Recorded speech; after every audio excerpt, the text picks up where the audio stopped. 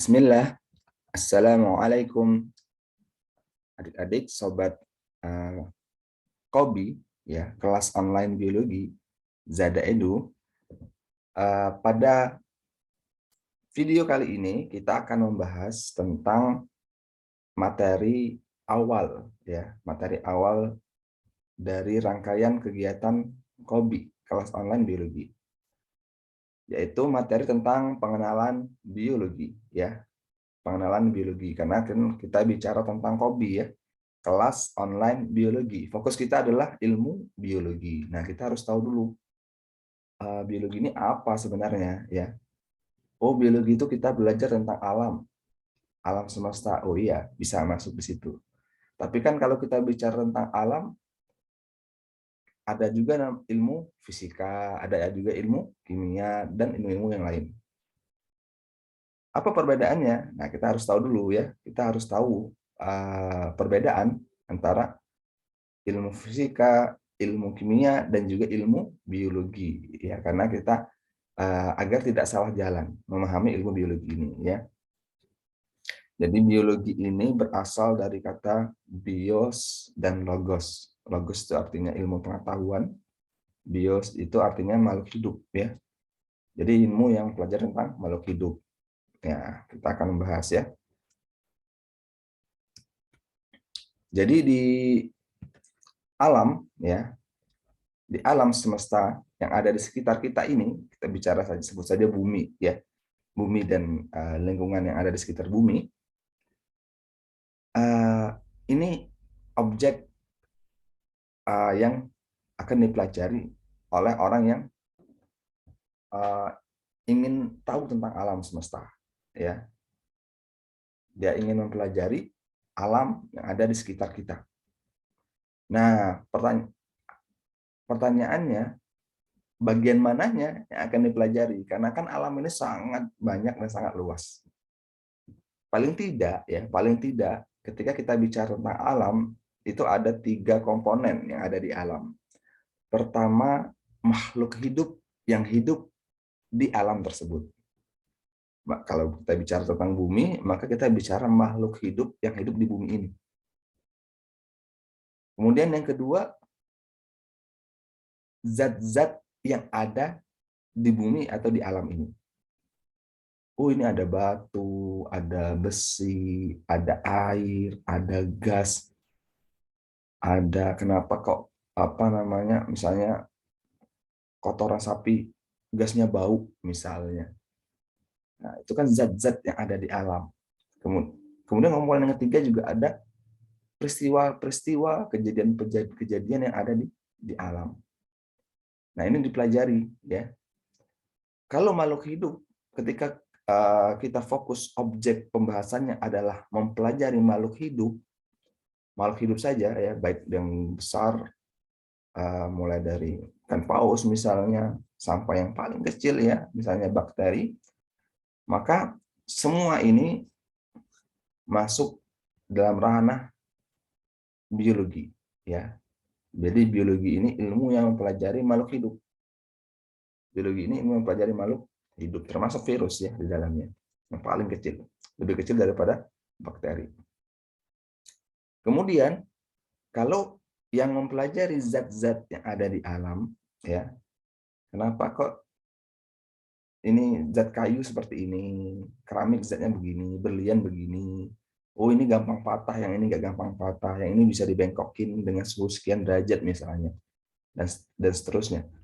Sifat-sifat zat, karakter zat, ya, semuanya itu yang ada di alam, unsur senyawanya itu dipelajari dalam ilmu kimia, ya, dalam ilmu kimia, ya.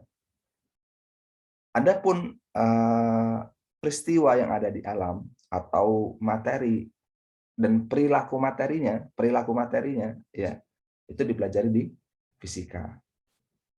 Mengapa kalau kita lempar batu ke atas nanti jatuh ke bawah? Mengapa, ya, itu dipelajari di ilmu fisika. Kenapa kok kalau mobil jalan ke atas lebih berat dan lebih butuh gaya yang gaya tarik yang lebih banyak ketimbang kalau turunan, mengapa. Nah, itu ada dipelajari di fisika. Kenapa muncul petir, ya dipelajari di fisika, ya. Semua itu. Bagaimana supaya bangunan ini bisa tinggi tapi nggak jatuh. Nah, itu dipelajari di fisika, misal ya, semua itu termasuk apa namanya, bagaimana pesawatnya bisa terbang. Nah, itu dipelajari di fisika. Jadi mempelajari materi yang ada di alam dan perilakunya atau kejadian-kejadian yang ada di alam juga, ya. Itu fisika. Jadi ini 3 konsen yang berbeda, ya. Nah, kita fokusnya di biologi, ya. Kita fokusnya di biologi. Artinya kita mempelajari makhluk hidup yang ada di alam, terutama bumi, ya. Karena kalau di luar bumi kita belum tahu makhluk hidupnya apa, ya. Bisa jadi ada, bisa jadi tidak ada, ya. Kita tidak tahu. Tapi kita fokusnya di bumi. Bahkan di bumi sendiri pun itu masih banyak makhluk hidup yang belum dipelajari, ya. Kadang-kadang nanti ketemu lagi, oh ini ada spesies baru. Sekian tahun lagi ketemu lagi, oh ini ada spesies baru lagi, terus begitu, ya. Sehingga sangat banyak sekali makhluk hidup ini, ya. Jenisnya itu sangat banyak sekali. Sebut saja serangga. Serangga itu jenisnya ada 3 juta lebih, ya. Itu tahun 90-an, 3 juta lebih. Mungkin sekarang sudah lebih lagi, ya. Nah, ini akan kita pelajari di ilmu biologi. Nah, berbicara tentang alam, maka ketika kita ingin mempelajari alam, ya, dan kita fokusnya biologi, ya, berarti mempelajari makhluk hidup yang ada di alam, maka hal yang sangat penting untuk kita miliki ketika kita ingin mempelajari makhluk hidup yang ada di alam ini adalah rasa keingintahuan, ya, pertanyaan-pertanyaan saintifik, pertanyaan-pertanyaan ilmiah, ya, keingintahuan yang berkaitan tentang makhluk hidup, ya. Ini dasar sebagai orang yang ingin fokus mempelajari biologi, dia harus memunculkan rasa ingin tahu, ya, tentang makhluk hidup yang ada di alam. Oh, mengapa kok darah kita berwarna merah? Ya, apakah semua darah hewan berwarna merah? Misal, ini pertanyaan-pertanyaan yang dibutuhkan bagi orang yang ingin mempelajari makhluk hidup yang ada di alam. Karena tanpa ada pertanyaan-pertanyaan ini kan nggak akan muncul usaha untuk mencari tahu, ya. Nah, dengan munculnya pertanyaan-pertanyaan ini muncul rasa ingin tahu, akhirnya dipelajari, diuji coba, dites, ya. Itu makanya disebut pertanyaan-pertanyaan saintifik. Misal pertanyaan yang lain lagi, mengapa kok ikan itu bisa bernapas di dalam air? Saya coba bernapas di air nggak bisa. Nah, misalnya, ya, mengapa kok bisa? Apakah ikan nggak butuh oksigen? Oh, enggak juga, ternyata ikan butuh oksigen juga, dan seterusnya. Dicoba, dicari tahu, ya. Terus mengapa kok kita bisa sakit perut? Kan perut di dalam kita, ya. Kok bisa sakit perut? Kenapa? Nah, ini juga pertanyaan-pertanyaan saintifik yang sangat penting, ya, akan memacu keingintahuan kita berusaha untuk mencari tahu. Ya, akhirnya berusaha mencari jawabannya. Mengapa gurita berkamuflase misalnya, ya? Oh, ini bentuk adaptasi dan seterusnya. Ini jadi pertanyaan-pertanyaan yang sangat penting. Termasuk pertanyaan ini, dari mana asal usul makhluk hidup, ya. Ini bahkan jadi pertanyaan yang paling fondasi, ya, bagi orang-orang yang ingin mengungkap misteri makhluk hidup. Makhluk hidup dari mana sih? Sehingga banyak muncul beberapa teori. Ya, salah satunya muncullah teori evolusi yang sangat populer dan dijadikan dasar ilmu biologi, ya, terutama kalau kita membaca buku-buku ini dari Barat, ya. Dasarnya, fondasinya teori evolusi. Nah, tapi kalau kita sebagai seorang Muslim, ya, kita ada teori lain, ya, teori lain yang disebut dengan teori penciptaan, ya. Jadi berbagai macam makhluk hidup yang ada di alam, adanya tumbuhan, jamur, hewan, ya, hewan pun berbagai macam jenisnya, ada paus, ada semut, ada nyamuk, ada kelinci, dan seterusnya. Semua ini ya merupakan ciptaan Allah Subhanahu wa taala. Ya, selesai. Tapi dengan begini bukan berarti kita tidak ingin tahu ya, tidak ingin tahu, tidak mempelajari tentang makhluk hidup, bukan. Ya, justru itu yang kita pelajari. Ya, ciptaan-ciptaan Allah ini kita pelajari. Ya, tapi kita tidak berlebihan, eh, apa artinya menolak teori evolusi secara total, karena teori evolusi itu ada yang benar juga, ya, termasuk kan luas ya teori evolusi itu, termasuk di dalamnya ada teori tentang adaptasi, ya, itu tidak disalahkan, ya, artinya perilaku orang tuh bisa berubah, perilaku hewan tuh bisa berubah, itu masuk di situ, nanti dibahas di apa babnya sendiri ya. Nah ini ya, ini pertanyaan-pertanyaan saintifik inilah yang menjadi dasar muncul ilmu biologi, ya, sehingga akhirnya dipelajari orang dan dirangkum. Nah, ketika kita bicara tentang ilmu biologi, otomatis kita harus tahu ya tentang makhluk hidup. Walaupun sebenarnya anak kecil pun tahu ya bahwasannya batu itu tidak termasuk makhluk hidup. Tanah itu tidak termasuk makhluk hidup, ya. Tapi tetap karena kita dalam suatu kajian, ya, kita kan suatu kajian belajar ya, artinya suatu pembelajaran ilmiah, maka kita juga harus mempelajari fitur-fitur apa sih yang ada pada makhluk hidup, ya, apa sih karakter-karakter makhluk hidup yang ada di alam ini, dipelajari. Oh, misalnya di sini ya, kita digambar sini, ada order di sini ya. This close up of a sunflower illustrate the highly ordered structure that characterize life, ya. Bagaimana rapi, tertata rapi makhluk hidup yang ada di alam ini, luar biasa ya, benar-benar Masya Allah ya, Allah ciptakan itu benar-benar tertata rapi ya, seimbang, bisa dibilang seimbang ya. Ada benar-benar nggak mungkin dia bentuk sendiri ya, ini harus ada yang mengatur semua ini ya, tercipta dengan rapi dan epic ya istilahnya. Kita lihat manusia saja ya, jari kita 5 ini mengapa, semuanya seimbang ya, luar biasa ya.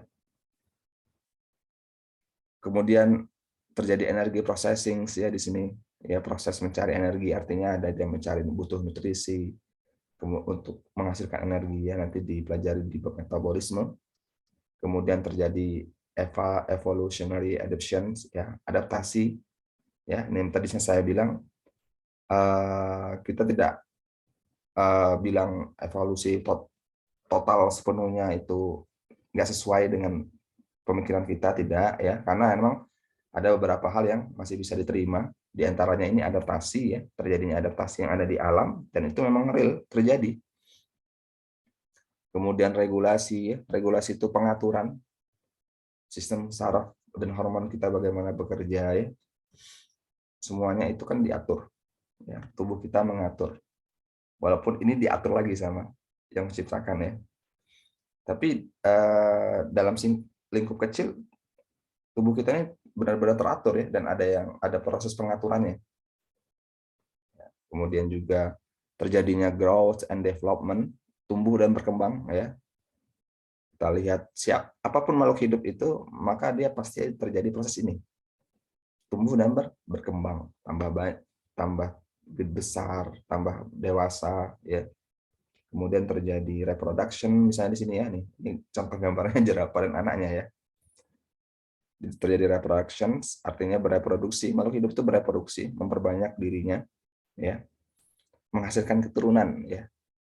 Kemudian merespons terhadap lingkungan sekitarnya ya, response to the environment dan lain-lain ya. Kita akan, kalau kita pelajari tentang makhluk hidup, kita akan menemukan fitur-fitur yang memang luar biasa ya, ini dimiliki oleh makhluk hidup dan tidak dimiliki oleh benda mati ya. Benda mati, batu, tanah tuh nggak ada kayak gini, nggak tumbuh ya, mereka nggak tumbuh dan berkembang ya, nggak ada beradaptasi, batunya beradaptasi berubah warna misalnya, enggak ya, kecuali itu kena cahaya ya, cahayanya yang berubah Ya, jadi gampangannya ini kita rangkum ya beberapa ciri-ciri makhluk hidup, diantaranya adalah bergerak, ya.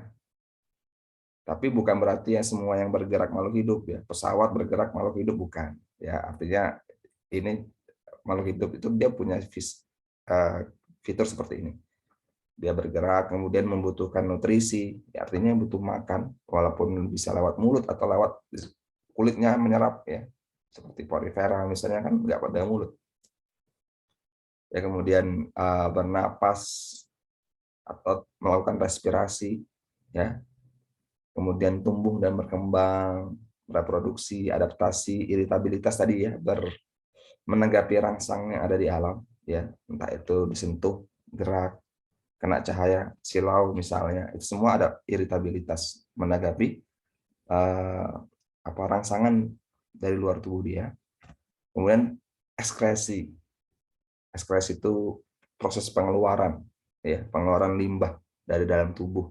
Semua makhluk hidup melakukan hal ini, ya.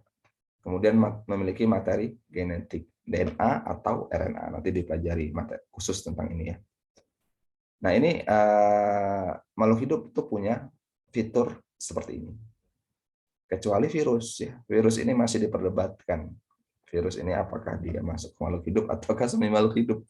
Ya, karena memang ada hal-hal yang tidak dimiliki ya oleh virus.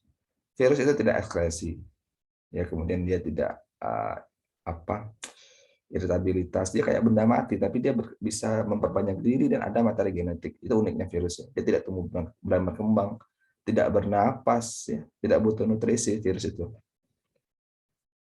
Itu nanti insya Allah kita akan bahas sendiri di video lainnya ya tentang virus. Mungkin demikian ya pembahasan kita pada kali ini tentang pengenalan biologi. Semoga bermanfaat untuk adik-adik semua. Saya ucapkan Assalamualaikum warahmatullahi wabarakatuh.